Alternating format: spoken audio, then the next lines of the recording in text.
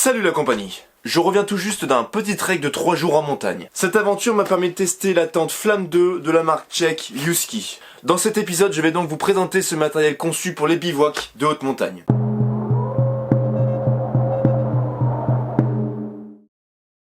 J'avais pas mal d'a priori avant de tester cette tente en condition. L'avantage en fait c'est que j'ai pu comparer cette tente avec un autre modèle de tente d'expédition. C'est ma tente Ferrino Pilier 2 que j'ai l'habitude d'utiliser. Je vous l'ai d'ailleurs déjà présenté dans un épisode. Avec la tente Husky pour 200 €, vous avez une tente 4 saisons d'expédition. Allez, on se retrouve sur le terrain pour continuer le test de ce matériel.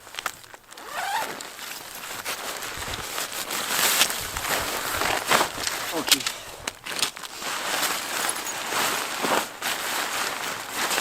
Alors, on va monter la tente ensemble. Le plus compliqué au début, c'est de trouver le sens, la sortie. Donc là, j'ai l'impression que c'est là. Allez, on va se mettre face ici. Donc moi, ce que j'adore sur cette tente, en fait, c'est qu'elle est autoportante d'une, mais c'est qu'aussi, on va monter la toile extérieure avant la moustiquaire. Ça permet que, bon là, c'est pas le cas, mais en cas d'intempérie, ça va éviter qu'on mouille tout l'habitacle, donc la moustiquaire, etc. Et du coup, là, sur ce modèle, c'est vraiment le gros plus. Et pour moi, ça devrait être présent sur toutes les tentes qu'on peut trouver sur le marché. Alors il y a 3 arceaux, 2 grands et un peu plus petit. Donc on va tout de suite les monter.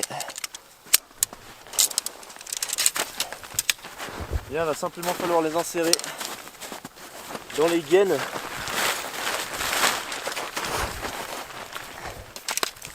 Alors on a des repères de couleurs qui aident un petit peu pour le montage, pour que ça soit plus rapide. Voilà, on enfonce.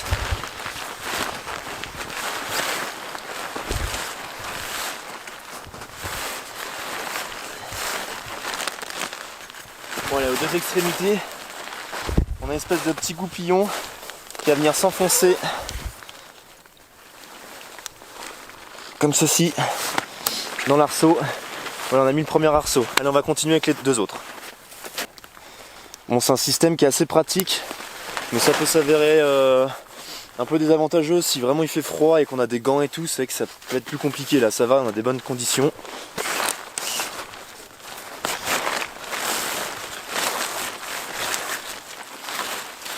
Ok, c'est bon. Donc, comme je vous le disais, c'est une tente autoportante, c'est-à-dire que une fois qu'on a mis les arceaux, on n'a pas besoin de planter les sardines pour qu'elles tiennent.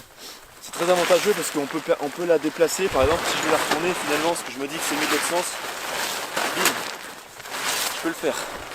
Allez, on n'a plus que quelques sardines à mettre et le travail est fini. Donc, ce sont des sardines en alu qui sont fournies rondes comme ça, traditionnelles. Elles sont hyper légères. Bon, là, il y a de la neige. Vous allez voir que c'est assez compliqué à le faire tenir. Donc moi, je vais tout de suite prendre les bâtons ici de ski.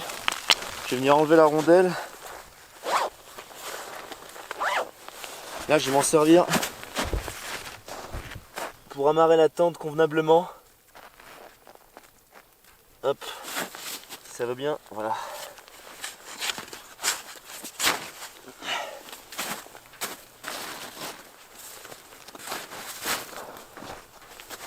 Ah, super.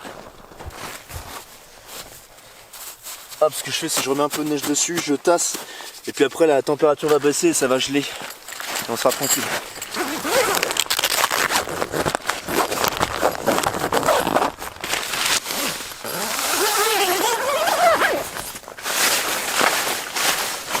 Alors on peut voir qu'au sein de la tente, tout le toit ici est fait en moustiquaire fine. Et là on a une double moustiquaire qui isole un petit peu plus. Et du coup ça permet de faire vraiment fuir toute la condensation, etc. De faire respirer la tente. Bon, alors j'ai déjà testé la première nuit de mon trek parce que je suis parti en trek hivernal là pendant 3 jours. Ce que j'ai pu ressentir, donc c'est que pour 2 personnes, c'est très limite en fait. C'est plus une tente conçue pour une personne et demie, donc une personne avec son sac et donc son matériel, parce que sinon c'est vraiment très serré, surtout au fond. Et on a du mal aussi à se mettre simplement accroupi. Hop là. Voilà, si on se met accroupi, Ici j'ai carrément la tête là dans le filet et je suis vraiment au début de la tente. Donc là-bas c'est même pas la peine, on est obligé de ramper, ça c'est un peu dommage. On a également peu de rangement, ça c'est très décevant, peu de rangement dans l'habitacle. On n'en a pas au-dessus ni rien, on n'a rien pour accrocher la frontale et c'est vraiment pas fou. Bon, vous avez vu sur le terrain que la tente se monte très facilement. C'est une réelle qualité que je recherche dans les tentes, puisqu'elles doivent nous permettre de nous mettre à l'abri en cas d'intempéries, de tempête très rapidement. Cette couleur rouge est vraiment sympa, elle existe en verte aussi, mais j'ai choisi de l'avoir en couleur un petit peu plus visible, puisque ça peut être très utile si on veut se faire retrouver par exemple par les secours. Alors on retrouve des pare-nez sur le bas de la toile de la tente. Elle limite certes grandement la circulation de l'air, par contre du coup elle favorise la condensation. Alors bien sûr ces pare-vents sont amovibles, c'est-à-dire qu'on peut les rétracter et les ranger, seulement ça fait toujours du poids en plus que l'on transporte. Oui, la tente Flamme 2 est une tente 4 saisons, c'est-à-dire qu'on peut l'utiliser aussi bien l'hiver par temps froid que l'été par temps chaud. Forcément. Si on utilise tous les systèmes d'aération, on va pouvoir dormir par des temps chauds. Et l'avantage c'est que l'hiver, la toile protège des fortes intempéries et des températures très basses. La toile est imperméable à une colonne d'eau de 7000 mm d'eau. Bon, la tente pèse 3,2 kg. On n'est pas dans le léger. C'est sûr qu'elle est conséquente et lourde à transporter et c'est pas du tout adapté pour des personnes qui veulent réduire le poids de leur matériel. En fait, cela se justifie par le fait que les matériaux qui sont utilisés dans la conception de cette tente sont assez anciens. Elle est faite de polyester par exemple, alors que maintenant les tentes sont plutôt conçues en polyamide. On est sur une induction en PU et ça fragilise le tissu, et maintenant donc on est plutôt sur les nouveaux modèles sur une induction en silicone.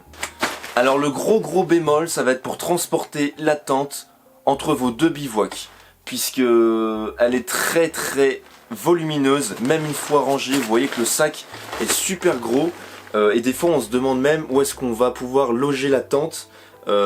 Sur notre sac de randonnée, est-ce qu'on va pouvoir le mettre à l'intérieur ou est-ce qu'on va pouvoir l'accrocher à l'extérieur sur des sangles? En fait c'est vraiment trop gros, ça va nous déséquilibrer, on va s'accrocher puisque l'étui est vraiment long en fait, ça va dépasser notre sac et du coup on va pouvoir des fois même s'accrocher si on passe dans des chemins qui sont un petit peu trop serrés.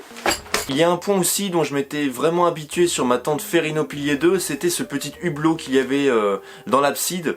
C'était très pratique pour regarder notamment le temps qu'il faisait, etc. ou les paysages. Et là on le retrouve pas sur la tente Husky, c'est assez dommage. Bien sûr la tente est fournie avec un kit de réparation qui permet de faire durer la tente en cas de déchirure ou quoi que ce soit, vous avez de quoi la réparer. Oui, il y a quelque chose aussi qui me dérange vraiment aussi sur cette tente, c'est le fait que la gaine où on va passer les arceaux en montant la tente, eh bien ne soit pas faite de tissu plein.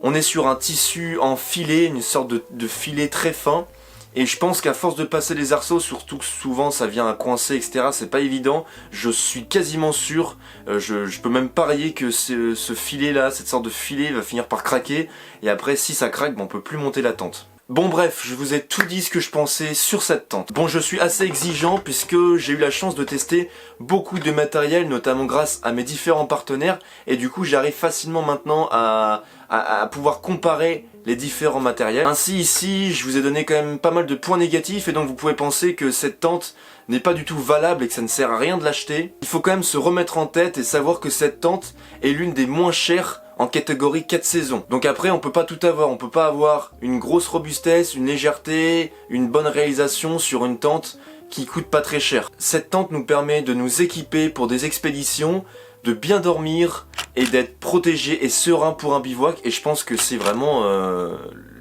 le moindre des choses. Bon, je remercie encore Utilivia de m'avoir fourni cette tente pour que je puisse vous donner mon ressenti et mon avis d'utilisateur. Utilivia, c'est donc une boutique spécialisée dans le trek, la survie, le bushcraft et l'autonomie de l'habitat. Si tu as aimé la vidéo, je te conseille de la partager, c'est le meilleur moyen pour me soutenir et pour partager mon avis sur ce matériel au plus grand nombre. Et puis tant qu'à faire, ce qui pourrait être intéressant, c'est de me donner dans les commentaires, les amis, la tente que vous utilisez pour vos bivouacs. Vous pouvez me retrouver et me suivre sur Instagram au nom d'Alexis Bruce. Vous y verrez tous les coulisses de mes aventures, de mes vidéos, et j'y poste des photos assez sympas. Bon, on se retrouve la semaine prochaine pour un nouvel épisode. Sur ce, portez-vous bien et ciao.